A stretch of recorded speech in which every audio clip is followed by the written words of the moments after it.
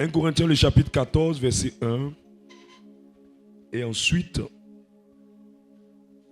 on va courir dans les Écritures. Je vais te donner une petite vitamine aujourd'hui. Et demain, ça sera spécial délivrance de tout ce qui combat ta prophétie. Qui sent que demain, sa délivrance sera totale? Yes. 1 Corinthiens le chapitre 14, verset 1. Je proclame la parole du Seigneur. 1 Corinthiens le chapitre 14, à partir du verset 1. Recherchez la charité. Aspirez aussi aux dons spirituels, mais surtout à celui de prophétie. Surtout à celui de la prophétie. Ça veut dire qu'il faut rechercher l'amour. L'amour pour ton prochain, l'amour pour Dieu, c'est pas mauvais. Il faut aussi aspirer à avoir les dons spirituels. Le don de guérison, le don de libéralité, tout type de don. Mais il y a un don qui est extrêmement important. C'est le don de la prophétie. Quelqu'un est avec moi? Alors je prie que Dieu fasse de toi une personne qui transporte la grâce de la prophétie. Tu prépares le verset 5, je vais introduire cette partie. Écoutez-moi très bien. Il y a ce qu'on appelle... Assieds-toi, sit down please. Écoute-moi. Il y a ce qu'on appelle le ministère prophétique. Et il y a ce qu'on appelle la prophétie. Le ministère prophétique, c'est le ministère de celui qui est appelé par Dieu pour prophétiser. Quelqu'un est avec moi? Maintenant, la prophétie, c'est ce que Dieu a réservé pour tout enfant de Dieu dans le but de lui permettre de connaître, 1, le passé, 2, le futur. Donc lorsque nous sommes dans le ministère prophétique, c'est quelqu'un qui a le don et qui l'exerce envers les autres. Lorsque nous avons le don de prophétie, c'est que nous avons les aptitudes, les capacités pour connaître le futur. Alors aide-moi à demander à ta voisine, est-ce que tu sais ce que demain te réserve? C'est pour cela que vous allez lire le texte, le verset 1 dit, le don de prophétie. Donc c'est la grâce que quelqu'un a qui lui permet de voir, de connaître, de cerner les choses dans le futur. Tandis que le ministère de prophétie, on parle de lui en verset 5. Vas-y au verset 5. Verset 5. Je désire que vous parliez tous en langue, mais encore plus que vous prophétisez. Encore plus que vous prophétisez. Continue. Celui qui prophétise est plus grand que celui qui parle en langue. Est plus grand que celui qui parle en langue. Arrête-toi là. Ça veut dire que lui qui prophétise est plus grand que celui qui parle en langue, dans le sens où on est en train de parler du ministère prophétique. Donc quand vous entendez ministère prophétique, c'est le ministère d'un prophète. C'est le ministère de celui qui porte l'onction prophétique. La prophétie, c'est la capacité qu'une personne a de connaître les choses en avance. Qui me comprend? Alors je prie que tu rentres dans la grâce prophétique. Je prie que Dieu te fasse entrer dans la grâce prophétique. Maintenant, pourquoi Dieu insiste pour nous demander de nous intéresser à la prophétie? La première raison, c'est parce que la prophétie ou la grâce prophétique, elle te permettra de connaître les choses qui doivent arriver avant qu'elles arrivent. En fait, la grâce prophétique te donne l'habileté de cerner ce qui se fera dans 3 mois, ce qui se fera dans 4 mois, ce qui se fera dans 5 mois, ce qui se fera dans 6 mois. En d'autres mots, quand quelqu'un a la grâce prophétique, la personne sait les choses d'avance, selon ce que l'Esprit lui donne de connaître.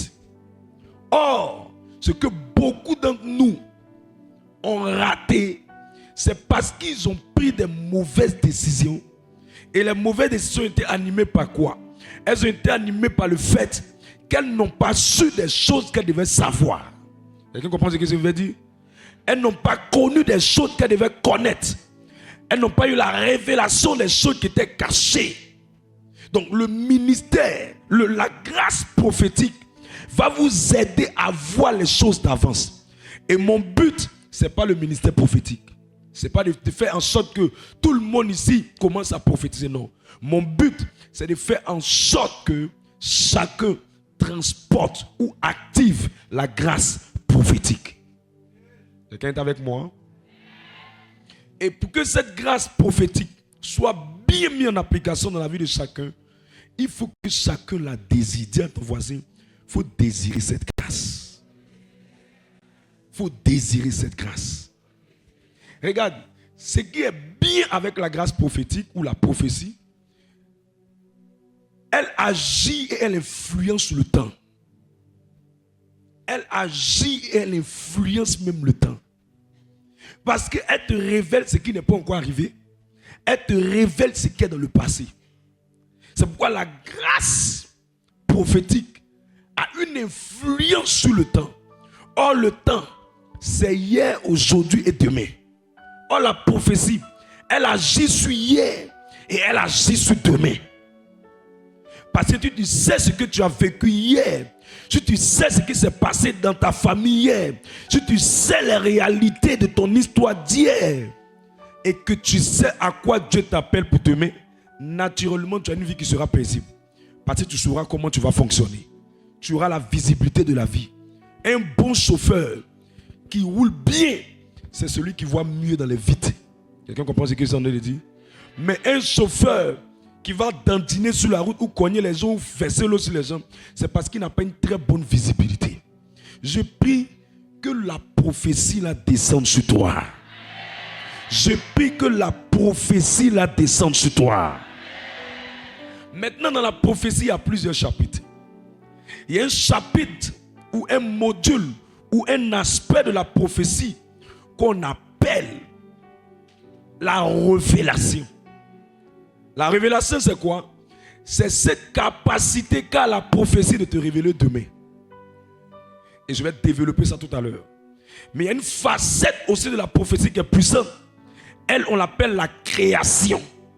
C'est celle-là qui te donne d'amener à l'existence des choses que tu as vues dans le spirituel et tu l'amènes pour qu'elles deviennent une réalité. C'est cette particularité-là que la Bible dit, il appelle à l'existence des choses comme si elles existaient. Quelqu'un comprend ce que j'en ai dit? Donc quand quelqu'un voit un homme de Dieu qui dit, je déclare, je décrète, je profite, elles ne sont pas là, elles ne sont pas à l'œil nu, mais c'est ce qu'il sent, il perçoit, il discerne dans le spirituel, qui l'amène en manifestation dans le visible. C'est pourquoi Jésus a vu Lazare. Et il dit Lazare dort. Et plus tard, il voit Lazare qui est mort. Et il dit Lazare sort. Il a exercé dans le prophétique, dans la dimension de la création. Quelqu'un comprend ce que tu as dit?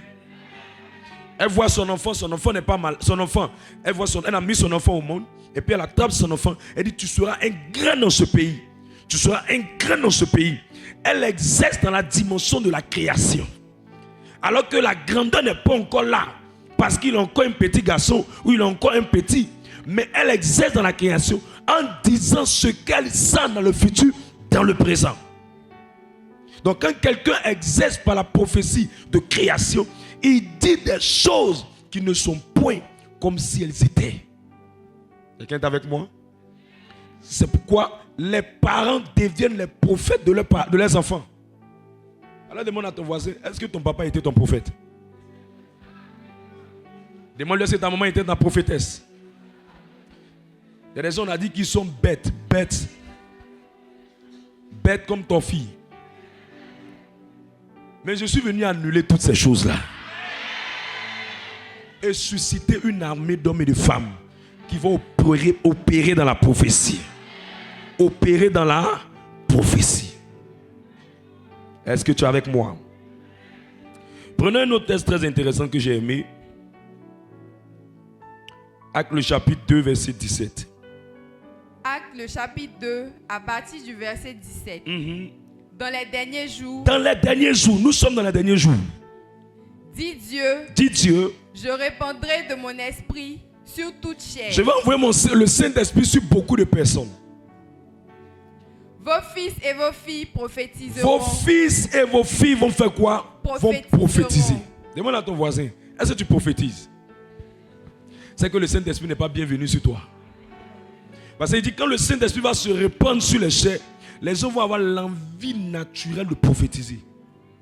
En d'autres mots, l'évidence de la présence de l'Esprit de Dieu en quelqu'un, ça crée en lui la conviction de s'intéresser à la prophétie. Donc si tu n'es pas intéressé à la prophétie, ça met en doute la présence de l'Esprit de Dieu à l'intérieur de toi. Parce que chaque fois que le Saint-Esprit vient en toi, il éveille le désir de prophétiser, soit dans la dimension de la création, ou soit dans la dimension de la révélation. Est-ce que tu es avec moi? Continue le texte. Vos jeunes gens auront des visions. Vos jeunes gens auront des visions. Et tout le monde ici, il y a beaucoup de jeunes gens. Alors je déclare que tu as une vision. La vision, c'est quoi? C'est ce à quoi Dieu t'appelle. C'est le rêve de Dieu à l'intérieur de quelqu'un. Donc un jeune qui est sans vision, c'est un jeune qui ne va rien devenir. Parce que tout enfant de Dieu qui est inspiré par le Saint-Esprit, Dieu dit qu'il doit avoir une vision, un rêve, un projet qui est à l'intérieur de son cœur, qu'il veut réaliser. Demande à ta voisine, quel est ton rêve? Elle dit quoi? 2 Pierre 1, verset 19, elle est sans rêve. 2 Pierre 1, verset 19. 2 Pierre 1 à partir du verset 19. Et nous tenons pour d'autant plus certaine la parole prophétique. La parole prophétique, nous tenons pour d'autant plus certaine. C'est-à-dire que la prophétie, là, elle est quelque chose de sûr. Si tu la prends à cœur, si tu la prends au sérieux. Alors je vais dire à quelqu'un, je ne sais pas ce que tu sais, mais moi je sais une chose. Au sortir de ces 3 jours, Dieu va te faire du bien. Je vois la vie de quelqu'un qui sera basculé à un niveau plus élevé que là où il était hier. Oui. Mon propos est le suivant. Assieds-toi, ma soeur. Je veux aider quelqu'un à comprendre l'un des aspects de la prophétie qui est très important. C'est ce qu'on appelle la révélation. Dis voisine, la révélation. La révélation. Regarde, un chrétien qui n'a pas ça, ça sera difficile pour lui. Parce que la dimension de la prophétie appelée la révélation te donne de connaître les choses par instruction de l'Esprit de Dieu. La dimension de la prophétie appelée la révélation te donne l'orientation. La dimension de la prophétie appelée la révélation, elle te révèle les choses qui sont cachées. Je ne sais pas si tu sais, mais quelqu'un peut souffrir des années à cause de quelque chose qui est caché dans sa vie. Tu es là? Naaman est en train de souffrir, alors que sa guérison était dans l'eau du Jourdain. Il fallait que Élisée ait la révélation pour lui dire, va te laver dans l'eau du Jourdain, mais lave-toi 7 fois. À la 7e fois qu'il s'est lavé, la guérison était faite. Mais s'il n'avait pas la révélation, il allait durer dans le même problème. Quand l'ange est venu vers Marie, l'ange lui a dit, Marie, tu seras enceinte, ton enfant deviendra tant, ton enfant fera tant, il sera un homme grand. C'est que vous savez ce que Marie lui a demandé? Marie lui a dit, comment cela va-t-il se faire? Qu'est-ce que Marie cherchait? Elle cherchait la révélation. La révélation te fera connaître le comment d'une chose. Parce qu'on peut te dire, fais ceci, fais cela. Mais si tu ne sais pas le comment de la chose, tu vas être bloqué. Demande à ta voisine, on se marie comment? C'est la révélation qui va t'aider à connaître la voie que tu dois emprunter pour que le mariage vienne. Tu peux savoir des choses. Mais la révélation va te permettre de voir, de connaître la voie à suivre, le chemin à emprunter. C'est pourquoi quelqu'un qui prend au sérieux la révélation dans la dimension de la prophétie, qui est une dimension de la prophétie, cette personne, elle sera permanemment orientée. Et quand quelqu'un prend cette dimension-là au sérieux et qu'il l'aiguise et qu'il la développe, il n'y a rien qui passera inaperçu dans sa vie. Et mon but, c'est de faire en sorte que rien ne passe inaperçu devant ta vie. Mon but, c'est de faire en sorte que tu puisses avoir la révélation. Il dit en Jérémie 33, verset 3, il dit, invoque-moi, je te répondrai, mais je te révélerai les choses qui sont cachées. Regarde, il y a des choses qui sont cachées dans ta vie que tu ignores. Il y a des choses qui sont dans ta vie que tu ne sais pas. Il y a des choses qui sont en train de te faire souffrir, mais tu ne sais pas. Je suis allé un jour rendre visite à une dame. Elle est en train de souffrir, priant depuis des années sur un problème. Mais le problème pour qu'elle ait traversé, par lequel elle passait, n'était même pas aussi extraordinaire. Mais elle en souffrait parce que ça agissait dans ses finances. Elle entreprend, les clients viennent, ça marche, ça prospère, ça avance, ça évolue. Mais elle avait un problème. Dis-moi, ce problème, c'est lequel? C'est que son argent qu'elle avait là, elle ne sait pas comment elle faisait, mais elle pouvait garder des millions. Mais elle a l'impression qu'au moins 400 000 quittent dedans, 200 000 quittent dedans, 300 000 quittent dedans, 400 000, ça disparaît. Et elle se posait 1001 questions. Et le Saint-Esprit qui fait que Dieu nous permet de lui rendre visite. Ça fait pratiquement près de 5 ans en arrière. On arrive et on commence à faire une prière simple. Et après la prière, le Saint-Esprit me donne la révélation. Il y a quelqu'un qui t'a prêté de l'argent pour faire des affaires. Elle dit oui, c'est tel camarade. Elle s'appelle tant. Dès qu'elle me donne la révélation, immédiatement, elle me donne le nom de la personne. Immédiatement, l'onction prophétique descend sur elle. Et elle commence à parler. Et pendant qu'elle est en train de parler, le Saint-Esprit qui parle au travers d'elle dit, c'est moi qui lui donne l'argent. L'argent que je lui donne là, c'est parce qu'elle a un mari qui l'aime. Moi, il n'est pas de mari. Donc je lui donne mon argent. Mais mon argent, j'ai travaillé dessus. De sorte que si elle prend 400 000 avec moi et qu'elle gagne 1 million, moi là, spirituellement, j'ai accès à son argent pour prendre ce que je veux. Et elle cherchait son ennemi loin. Mais c'était la personne qui lui prêtait de l'argent qui était l'ennemi juré de sa destinée. Mais qu'est-ce qui a permis de la faire sortir de ce problème qui a fait qu'aujourd'hui elle est dans les millions et dans les multimillions elle est en train de monter? C'est simplement le fait qu'elle ait eu la révélation. Ce qui fait la force de la prophétie, c'est que la prophétie te donne de connaître les choses qui sont cachées. Je suis convaincu qu'il y a des personnes, tu souffres parce qu'il y a une révélation que tu n'as pas. Souvent en matière de miracle, ce n'est pas grande chose. Hein. C'est une petite chose que tu es censé connaître, que tu dois faire. Et tu ne fais pas. Et le problème est là dans ta vie. Mais je lève ma main. Que l'histoire de quelqu'un change au travers d'une révélation. Je lève ma main. Que l'histoire de quelqu'un change au travers d'une révélation. 1 Samuel, le chapitre 9, verset 6.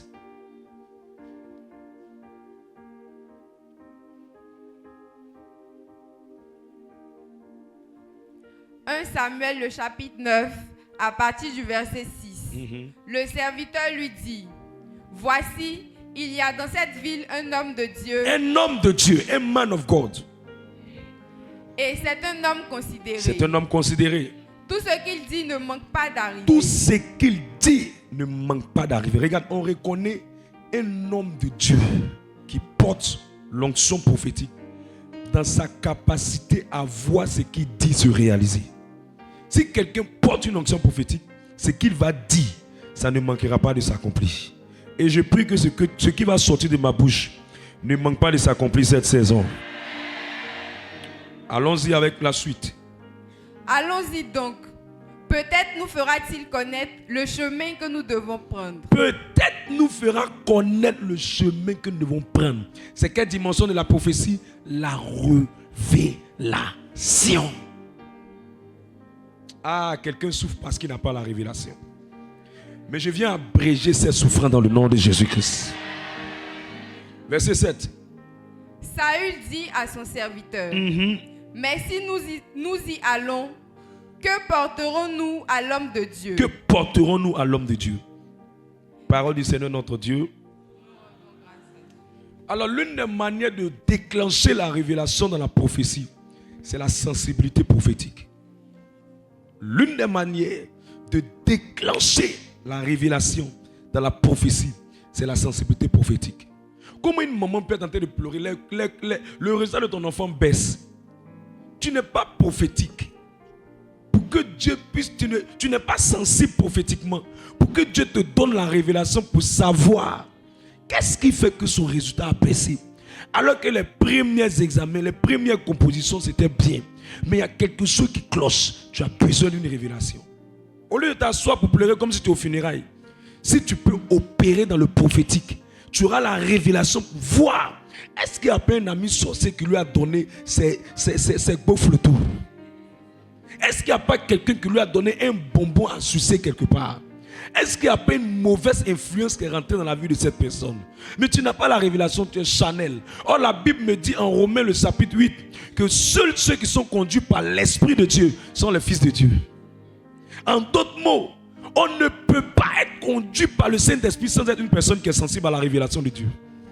Et la dimension qui amène la révélation vient par la sensibilité prophétique. La sensibilité prophétique, c'est quoi? C'est la capacité d'une personne à saisir l'action et le mouvement de Dieu en avance. La sensibilité prophétique, c'est quoi?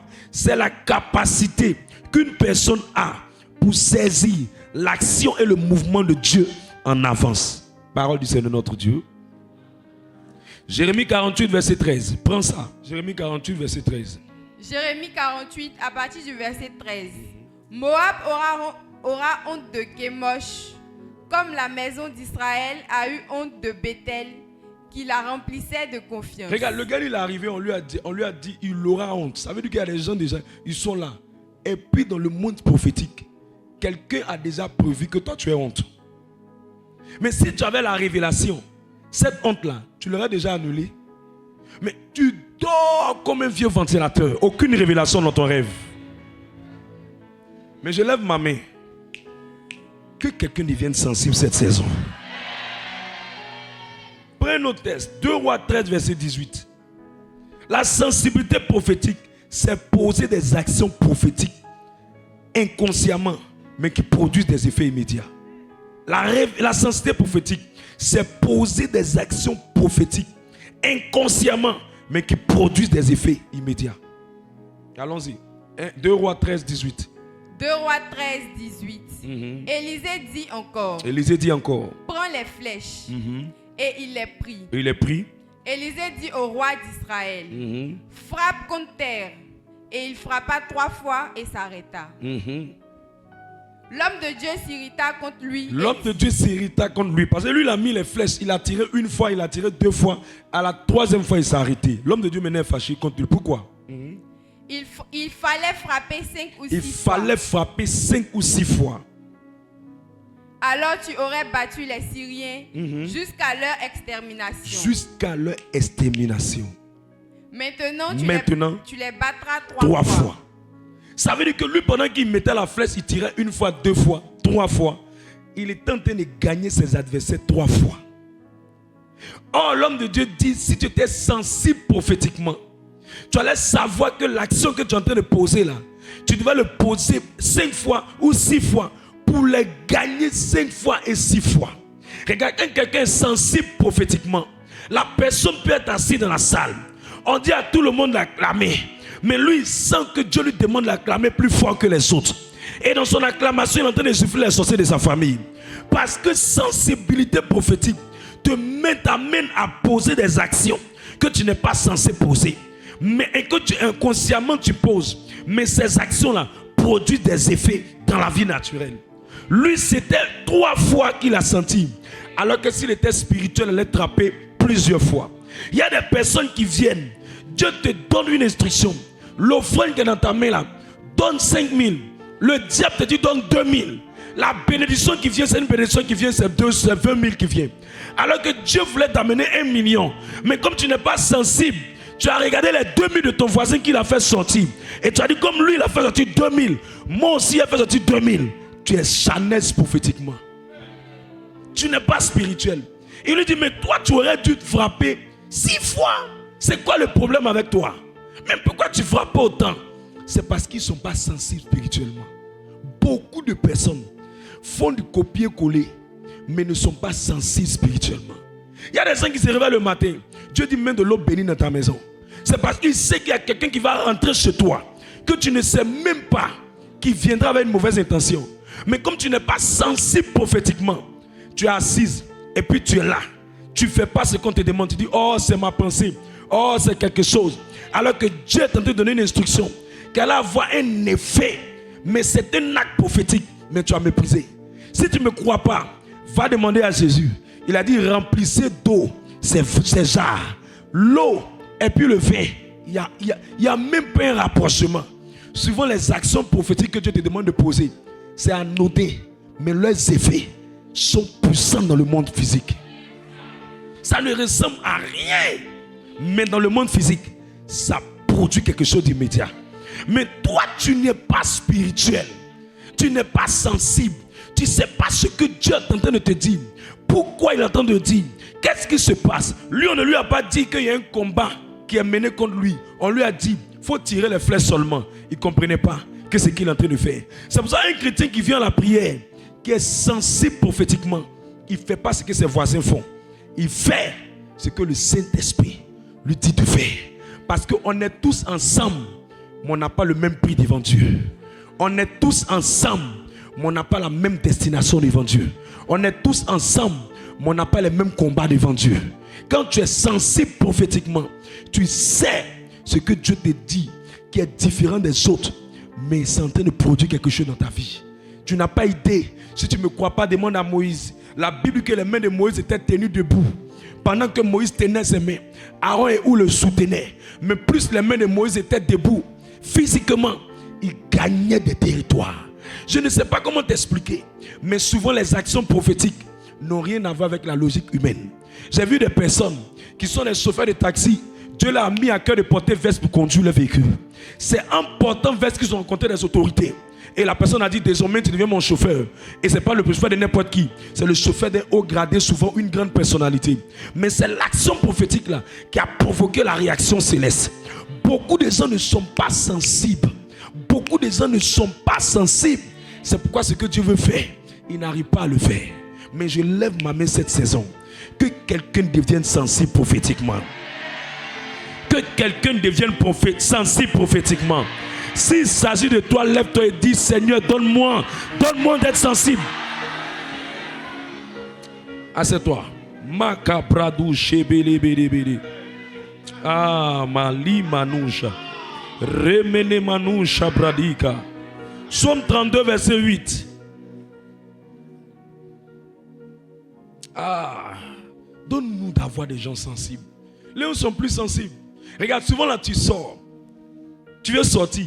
Et puis tu te dis, porte tel habit. Regarde, un homme qui est sensible spirituellement, même ses habits sont des actions prophétiques.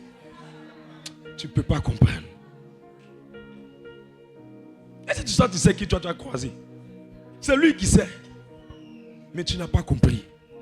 C'est ton pain de acquis là, tu n'as pas pour sortir. Ça me fait mal. Ça me fait mal.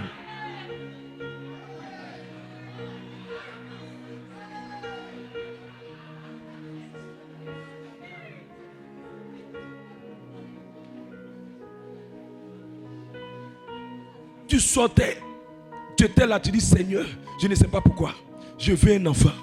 Et puis tu es sorti. Dieu dit, prends les vêtements de bébé, prends les vêtements, va faire un cadeau à quelqu'un. Tu as tué la voix là, jusqu'à l'enfant a grandi.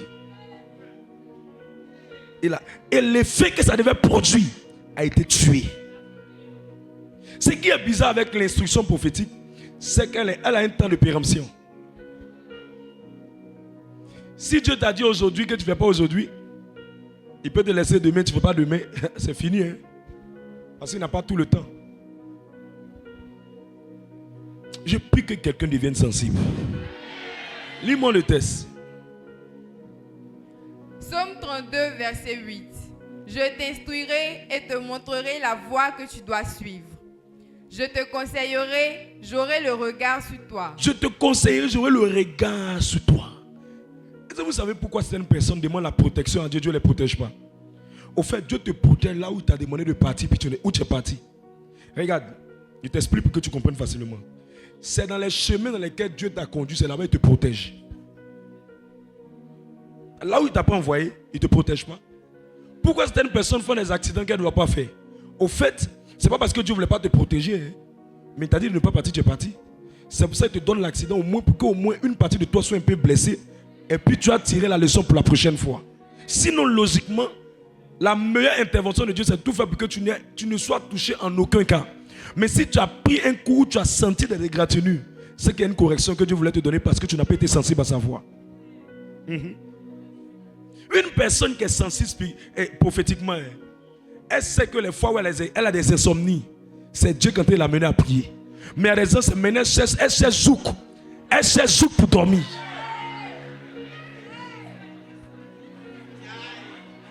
Regarde, tu ne trouves pas le sommeil, tu tournes sur toi. Tu penses que le manque de sommeil, l'absence de sommeil, le fait que ton sommeil se soit arrêté à cette heure-là, tu penses que c'est simple. Si tu es sensible, regarde-le. Tu vas voir que souvent c'est toujours à une porte spirituelle. Toujours à une porte spirituelle. Souvent 22h minuit. Et il est en train de te dire, souvent minuit 4h. Il est en train de te dire, lève-toi. Mais tu n'es pas sensible. Souvent Dieu t'a fait tousser. Tu as toussé. Tu t'es levé. Tu n'es pas sensible. Tu allais te coucher encore.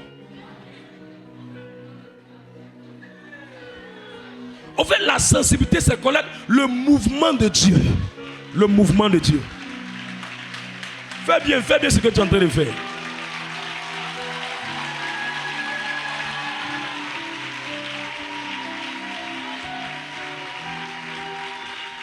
Une personne qui est sensible, c'est que toute envie d'aller uriner n'est pas toujours simple au cours de la nuit. Ce n'est que les buveurs de Baka, de Coco Baka, qui ne peuvent pas comprendre qu'il est en train de lui parler.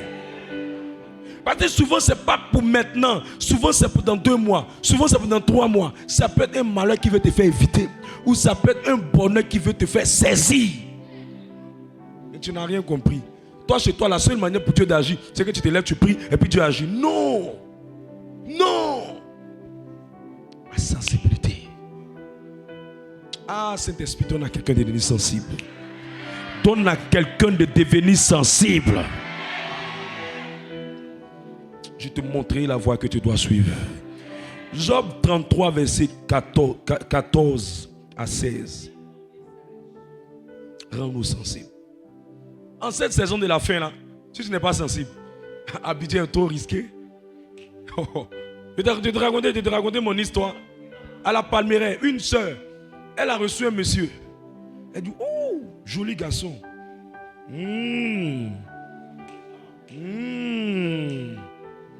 Tu vois un peu, non? Ils sont assis, non l'un de agiter l'information, de manger. Histoire réelle. Ils sont en train de manger les deux. Le gars, la voiture qu'il a garée là, quand il a vu la voiture, quand ils ont commencé à commander, mange. Il s'est levé, dit, va aller uriner un peu. Il a pris le téléphone de la fille, c'est un iPhone. Il a pris le téléphone, il a pris son téléphone. Quand il est parti, toute la facture, ça tournait autour de 150 000. Il a disparu 20 mois. J'ai dit, 20, il a disparu. Il a disparu. Comment on a eu l'information? C'est que dans le quartier, il y avait quelqu'un, moi j'habitais dans le quartier, il y avait quelqu'un là-bas qui travaille Orange. Et puis il a tracé le monsieur. Et puis ils ont gardé silence. Il dit, laisse-moi, il met la main sur lui. Quand on l'a attrapé, on dit c'est comme ça qu'il manipule les filles. Mais quand tu n'as pas la sensibilité prophétique, tu ne peux pas comprendre. Tu ne peux pas comprendre. Tu ne peux pas comprendre. Dis à ta voisine, habiter est trop risqué. Regarde, souvent même là, ceux même qui t'acclament là, ils t'acclament. C'est comme moustique. De toute façon, on l'acclame là. De toute façon, qu'on tape nos mains là. Si elle est très agitée, elle va venir vers nous. Mais si on l'a eu, c'est le sang. Les mêmes personnes qui t'acclament sont les mêmes personnes qui peuvent te tuer. Fais attention. Le monde est rempli de risques. Et tu ne seras pas sensible. Attends. Au fait, tu n'as même pas besoin même d'être un grand chrétien pour comprendre qu'à l'heure actuelle, là, il faut être sensible. Il faut être sensible. À l'heure actuelle, il faut être sensible. Dieu m'a dit, mais on est en train d'aller vers la fin de l'année. Si tu ne leur prêches pas ce message, il y a beaucoup de prophéties que le diable veut tuer. Mais après ce message, je vois ta sensibilité se réveiller. Vas-y, termine le test. C'est avec ça, je vais m'arrêter. Job 33, verset 14. Dieu parle cependant tantôt d'une manière, tantôt d'une autre, et l'on n'y prend point garde. Verset 15. Il parle par des songes, par des visions nocturnes, quand les hommes sont livrés à un profond sommeil. Quand ils sont endormis sur leur couche. Verset 16 qui me plaît bien. Alors il leur donne des avertissements. Il leur donne soit c'est pour les avertir d'un danger. Est-ce que vous pensez qu'un message comme ça n'est pas important pour avertir les gens en cette saison-là? Dis-moi, en cette saison-là, c'est pas important pour toi? Tu n'as pas idée de ce que ton voisin peut te faire. Tu n'as pas idée de ce que ta voisine de quartier peut te faire. En cette saison-là, on doit devenir sensible. Continue le test. Et mets le sceau à ses instructions. Mets le sceau, ça veut dire que ce qu'il a dit qu'il va faire là, quand tu es sensible, il va mettre le cachet pour que ça s'accomplisse. Donc c'est urgent. C'est urgent qu'on devienne tous sensibles. Comment développer cette sensibilité? Première clé. Le problème de beaucoup de personnes, c'est qu'ils veulent que Dieu leur veut devenir sensibles par eux-mêmes leur propre manière. Non. L'une des manières de développer sa sensibilité, c'est de chercher la présence de Dieu. Dieu là, il faut le chercher. Jérémie 33:3. Il faut le chercher. Cherche Dieu. Cherche Dieu. Cherche Dieu. Cherche sa présence. Allons-y. Jérémie 33 à partir du verset 3. Invoque-moi et je te répondrai. Je t'annoncerai de grandes choses, des choses cachées que tu ne connais pas. Il faut chercher Dieu. Jérémie 10 verset 21. Invoque-moi, ça veut dire qu'il faut crier à moi. Invoque-moi, ça veut dire qu'il faut chercher ma voix. Il faut m'appeler pour que je puisse venir. Allons-y. Jérémie 10 verset 21. Les bergers ont été stupides. Ils n'ont pas cherché l'Éternel. Parce qu'ils n'ont pas cherché l'Éternel. C'est pour cela qu'ils n'ont point prospéré. C'est pour ça qu'ils n'ont pas prospéré. Et que tous leurs troupeaux se dispersent. Et Satan est venu détruire ce qu'ils font. Mais cela ne t'arrivera pas dans le nom de Jésus-Christ. Le secret, c'est la sensibilité. Mais pour arriver à développer cette sensibilité, cherche la présence de Dieu. Cherche la face de Dieu. Cherche le cœur de Dieu. Est-ce qu'on est ensemble? Je te donne 3 clés puis on va partir. Est-ce que tu veux que je te donne les 3 clés pour chercher Dieu? La première manière de chercher le Seigneur qui va te faire gagner en temps, c'est le jeûne. Maintenant, regardez quelque chose. Là où beaucoup de personnes font l'erreur, c'est que les gens veulent définir la période de leur jeûne. Qui a dit que c'est au 3e jour de ton jeûne qui va te parler? Demande à ta voisine qui t'a dit ça. Non. Toi, tu ne dois pas définir le jour. Tu jeûnes, non? Et puis tu lui dis, Seigneur, montre-moi la voie. Dis-moi ce que tu dois faire. Dis-moi ce que tu veux faire. Concernant mes affaires. Concernant ma vie sentimentale. Concernant mes projets. Concernant ma famille. Concernant mon mariage. Concernant mes business. Tu dis quoi? Comme Dieu n'est pas ton ami, il va faire le malin avant de te répondre. Maintenant, il y a 2 ingrédients pour que sa réponse soit accélérée. 1, c'est ta capacité à attendre. Regarde, quand vous allez dans le bureau de quelqu'un qui est un boss, il fait exprès de vous faire attendre pour voir si vous êtes respectueux. C'est le même principe que Dieu fait. Dieu ne te répond pas parce que tu lui demandes. Dieu te répond parce que tu sais attendre. La vitesse de ta réponse à la direction ou à la prophétie est liée à ta capacité à attendre. Moi, il y a des fois, il a gêné. C'est le 3e jour, il m'a répondu. Il y a des fois, c'est le 13e jour. Il y a des fois, c'est le 20e jour. Il y a des fois, c'est le 10e jour. Il y a des fois, c'est le 7e jour. Je ne peux pas définir la période de ta réponse. Mais je peux t'aider à attendre la réponse. Vous comprenez ce que je dis? Si tu prends la peine de m'écouter, tu ne serais pas en train de rentrer dans une relation de magouillage. Tu vas sortir serpent. Mais si tu prends pas la peine de m'écouter, tu seras frustré. Parce que chaque fois que tu rencontres quelqu'un, tu laisses tes sentiments être pris. Alors que c'est ce que Dieu a dit comme prophétie sur la relation. C'est celle-là qui va s'accomplir. Il ne faut pas venir dire non, que personne ne sait pas ce que Dieu a uni. Mais qu'est-ce qui fait dire que Dieu vous a uni pour qui ne sait pas?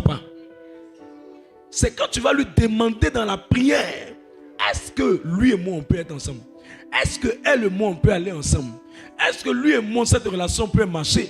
C'est à partir de là qu'il va te répondre. Mais il ne te répond pas parce qu'il ne te répond pas comme il veut. Dieu n'est pas micro-ondes. Il te répond sur la base de ton attente. Je parle à l'esprit de quelqu'un. La deuxième voie par laquelle Dieu amène rapidement la réponse, c'est le désespoir ou la soif. Regarde, si tu veux accélérer la réponse de Dieu à ta prophétie, soit en songe, soit en vision, soit en parole prophétique, il faut montrer à Dieu que tu es désespéré d'avoir une réponse. Qu'est-ce qui montre que quelqu'un est désespéré? C'est sa capacité à dire à Dieu que si tu ne réponds pas, je ne vais pas. Je ne rentre pas dans cette relation si tu ne réponds pas. Mais toi, le problème, c'est que tu es pressé à cause de ton bangala. Tu es pressé. Tu es pressé. Voilà pourquoi on a beaucoup de divorces. Tu es pressé. Alors que tu dois attendre. Et tu attends. Mais tu ne manifestes pas une attente passive. Tu manifestes une attente désespérée. Comme une biche assoiffée. Psaume 63, verset 1. Tu désires, Seigneur. Si tu ne me dis pas, je ne peux pas m'engager. Si tu ne me dis pas, je ne mets pas mon argent dans ce business. Si tu me dis rien, je ne le fais pas. Tu es mon tout, Jésus. Si j'ai échoué mon mariage, j'ai échoué ma destinée. Si j'ai échoué le business, j'ai échoué ma destinée. Ne me laisse pas dans cette affaire. Dis un seul mot. Dis un seul mot. J'ai dit, je ne peux pas partir si tu ne parles pas. Tu es dedans en train de prier. Tu es dedans en train de prier. S'il sent le désespoir, s'il sent la soif, ça accélère le mouvement du ciel pour que la réponse vienne. Le ciel s'ouvre sur la tête de quelqu'un maintenant. Une sœur dans cette communauté, Dieu m'a dit qu'elle va marier un médecin. Mais je me dis, tant qu'elle-même, elle n'a pas entendu, elle sera paniquée. Regarde, quand tu as reçu la réponse de Dieu, tu as la foi. Quand tu n'as pas reçu la réponse de Dieu, tu ne peux pas parce que tu es paniqué. Tu pleures. Quand les gens viennent, un gourmet de juste quelqu'un qui a la destinée de cafard, tu pleures. Alors que Dieu t'a réservé d'avoir un lion. Mais quand tu as reçu l'instruction de Dieu et que Dieu t'a dit, ma fille, mon fils, tu auras ça, tu deviendras ça. Même quand les moments sont difficiles, tu ne paniques pas parce que tu sais ce que ton Rédempteur t'a dit et tu sais qu'il se lèvera le dernier. Cherche Dieu dans le jeûne. Cherche Dieu. Cherche Dieu. Pour le concours, cherche Dieu. Ne passe pas un concours en faisant biné. Cherche Dieu. Je veux mes réponses. Regarde, je peux te dire quelque chose.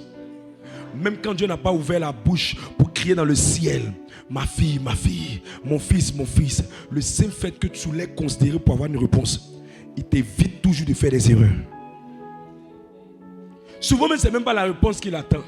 C'est le fait de le solliciter, le consulter à chaque fois que tu veux prendre une décision importante. Ça le pousse à te soutenir. Ça le pousse à t'aider. Je prie que la réponse vienne dans le cœur de quelqu'un. Je prie que la réponse vienne dans le cœur de quelqu'un. La deuxième chose, c'est la prière. Ce que Dieu recherche dans la prière, c'est l'intimité. Dieu ne parle pas à tout le monde, Dieu parle à ses intimes. La fille avec laquelle tu es beaucoup intime.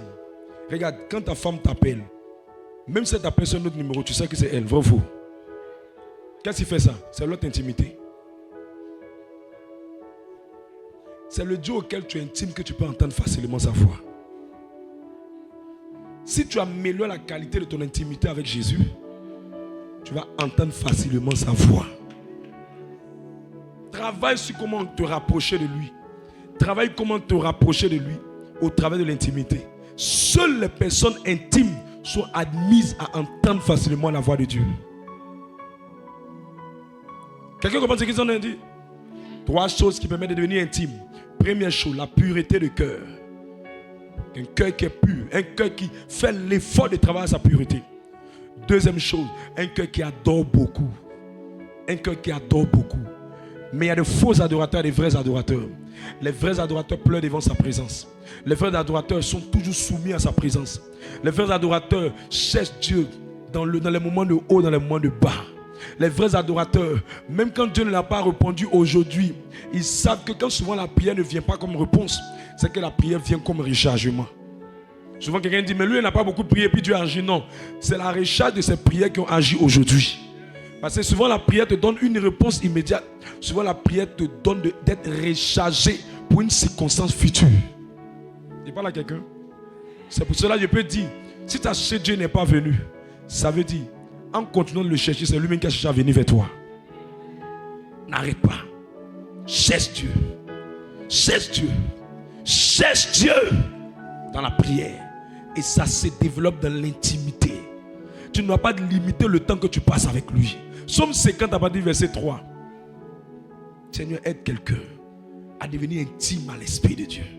À devenir intime à l'Esprit de Dieu. Intime à l'Esprit de Dieu.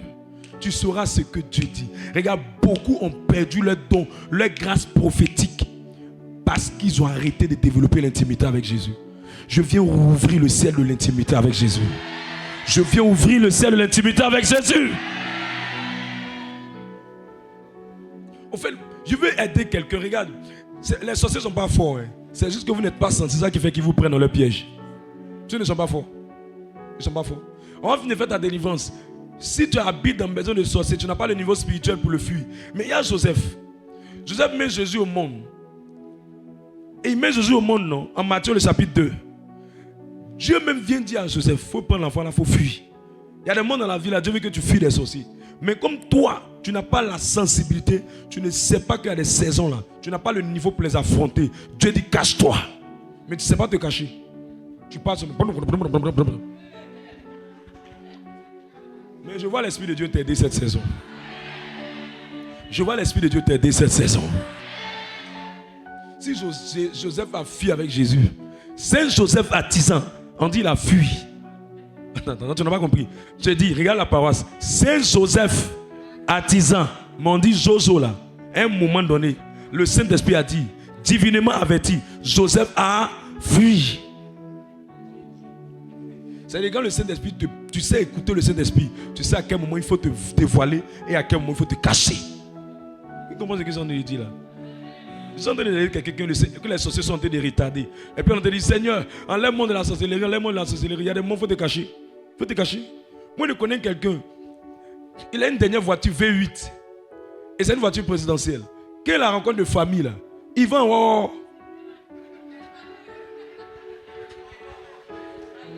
Il a fini de construire pratiquement près de 7 immeubles dans le pays. C'est maintenant qu'on commence à savoir qu'il a l'argent. Parce qu'il sait qu'il n'a pas le niveau pour faire faille tous les jours. Mais au moins il sait qu'il a la sagesse pour se cacher. Quand tu as gros cœur, alors qu'on ne parle pas de gros cœur, on parle de sensibilité prophétique. L'histoire de quelqu'un change. Termine avec mon test. 50, Ésaïe 50. Non, Ésaïe, c'est Ésaïe. C'est Ésaïe. Il y a du psaume. C'est qui était inspiré avec le psaume. Allons-y à Ésaïe. Verset 3. Ésaïe 50, Vas-y, verset 3. Chez toi, c'est verset 4. Allons-y.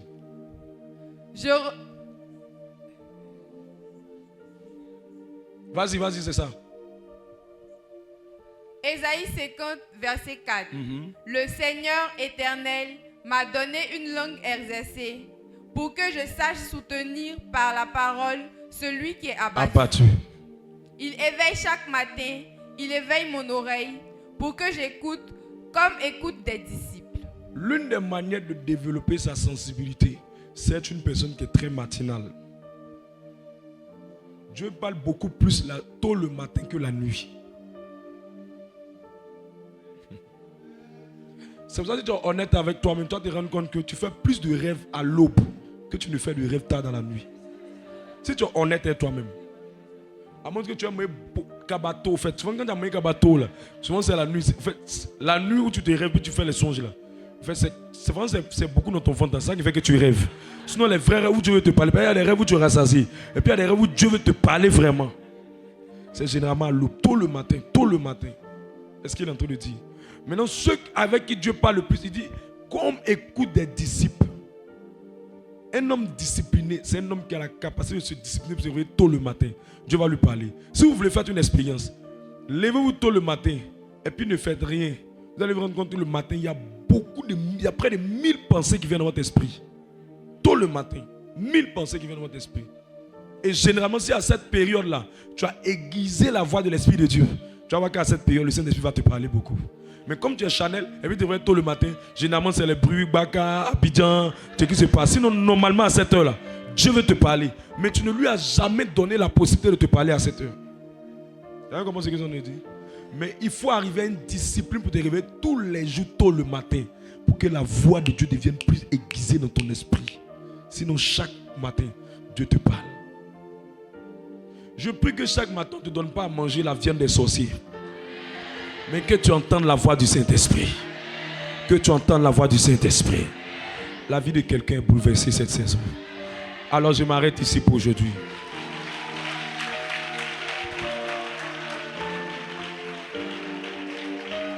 Deviens intime au Saint-Esprit. Deviens intime au Saint-Esprit. Deviens intime. On va se tenir debout. Qui veut devenir sensible spirituellement? Et il faut commencer à prêter attention à tous les détails de ta vie. Tu vas voir. Tu vas voir. Moi, il y avait une soeur qui était dans la communauté.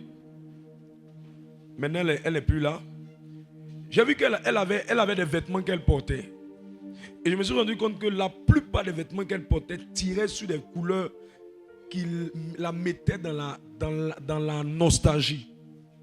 Et j'ai vu qu'elle ne faisait pas exprès. Et un jour, je l'ai approchée. Je lui ai dit, tu es sensible au Saint-Esprit, tu te rends compte que Dieu est en train de te dire de ne plus tôt te connecter à ce genre de vêtements-là. Immédiatement, elle a commencé à pleurer. Parce que chaque fois qu'elle portait les vêtements, ça lui rappelait sa maman qui avait fait un accident, qui était décédée. Quand tu es sensible à l'Esprit de Dieu, tu sais ce qu'il faut faire à une saison bien précise de ta vie. Fais attention. Le Saint-Esprit te donne des choses à faire, mais tu ne veux pas faire. Si tu fais, tu vas gagner en beaucoup d'années. Regarde, une seule instruction de Dieu peut te faire gagner 10 années de frustration. Une seule parole de Dieu. 10 années. Fais ça. Vas-y comme ça. Fais comme ça. Ça va te faire gagner beaucoup d'années. Mais il faut écouter Dieu. Il sera en train de te parler. Alors on va simplement lever nos mains vers le ciel. Jésus, Jésus. Réveille notre sensibilité. Réveille notre sensibilité. Commence à prier en battant les mains cette saison.